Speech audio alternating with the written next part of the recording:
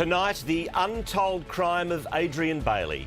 Shocking new allegations emerge as we speak exclusively with the man who lived with Jill Maher's killer. Yeah, she was screaming, "Help, help." Ran in there with an axe, swung it at him. The moment disaster struck, the avalanche that swallowed Everest Base Camp. Nepal is a nation devastated, thousands left dead. The images that spell the death of the Bali 9 ringleaders. The pair could be executed tomorrow night. And a radio star revealed as the man who allegedly made a racist slur towards Basher Hooley. This is 10 Eyewitness News, first at 5, with Stephen Quartermain and Candice Wyatt. Good evening. First tonight, the shocking new allegations against the man who murdered Jill Maher. 10 Eyewitness News can reveal for the first time claims of a terrible crime, another rape allegedly carried out by Adrian Ernest Bailey. We spoke exclusively to his ex-housemate, who was told how he tried to stop one of Victoria's most notorious sexual predators as he attacked another woman. But this raises fresh questions about our justice system. Why was he free to rape and ultimately to kill? Chanel Vella spoke exclusively to the man who unknowingly lived with a monster. Chanel. I came into contact with Barry some time ago. The stories he told and the allegations he made were nothing short of horrific. He did what so many Australians do. He put an ad online just looking for a housemate, and Adrian Ernest Bailey moved in. He actually raped her here. Yeah, she was screaming, "Help, help." Ran in there with an axe, swung it at him. Barry's reliving the night he cut short another attack by Adrian Ernest Bailey. It happened 8 months before the rapist and murderer carried out his despicable crimes against Jill Maher. My intentions were never to hit him. I just wanted to scare him. And he cowered in the corner like a little mouse. He'd rented out a room to Bailey with no idea there was a sexual predator living under his roof.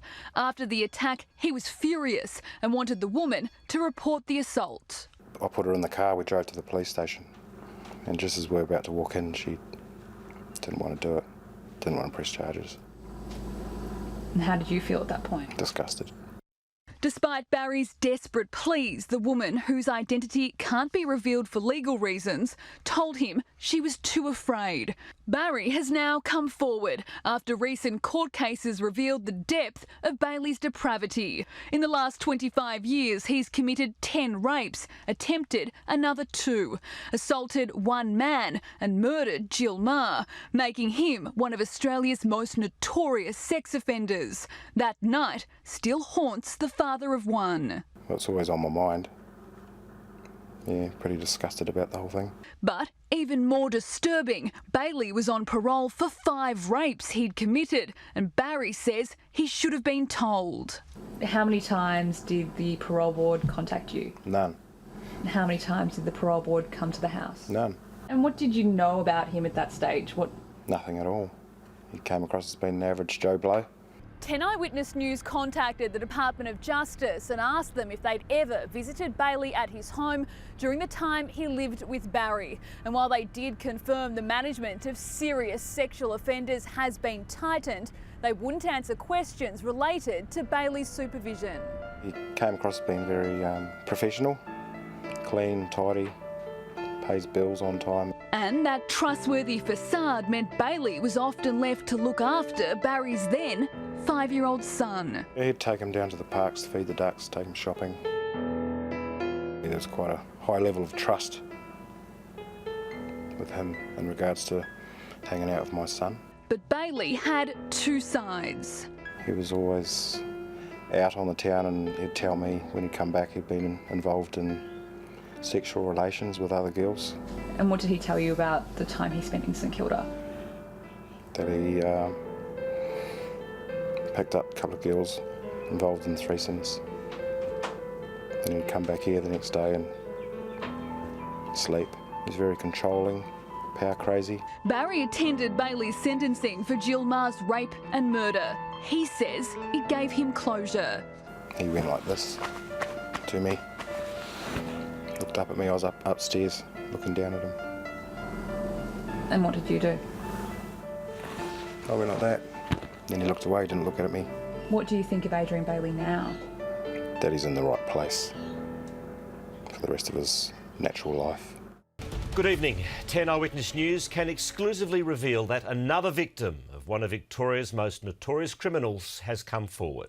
A woman claims Adrian Ernest Bailey, the man who killed Jill Maher, attacked her in his car. This fresh allegation again demands answers from our police force and justice system. Chanel Vella joins us live now. And Chanel, why has the victim come forward? Candice, the woman who used to work here on the streets of St Kilda, has come forward after a 10 Eyewitness News exclusive, which aired on Monday night, raised new allegations about Adrian Ernest Bailey. She says telling her story has allowed her to move on, and she hopes it will give others the courage to speak up. And he leaned over, grabbed me by the neck and jumped on top of me, and he managed to pull my stockings down. But I was fighting and fighting. A woman who is chosen to be identified as Kylie has told her story for the first time, a story that has haunted her for years. The story of the night she claims she was attacked by Adrian Ernest Bailey. She worked on the streets of St Kilda from the age of 15. A $1,000 a week heroin habit kept her there for almost a decade until she turned her life around and had a family. She says one night in 2011, Adrian Ernest Bailey pulled up and she got in. Then he started driving further and further out of St Kilda. What's going through your mind? Straight away I knew. He drove down a laneway and he drove so close to the wall, the fence, that I could not open my door. And that's when she says Jill Maher's murderer pounced on her. He strangled me to the point where I was seeing dots, you know, I was blacking out. So I've grabbed for my bag and grabbed the knife and you know, he got scared and jumped off me. He panicked and offered to pay her for sex. She refused and demanded he drive her back to St Kilda. The next time I saw him was on the news when he had killed Jill Maher, and straight away I was like, oh my God, that is the same guy that picked me up that night in St Kilda. And there was no doubt in your mind? No. Kylie never reported the incident, but she did post her attacker's details on the ugly mug wall at a local support service for sex workers to warn other girls. And there's more than one Adrian Bailey in Victoria.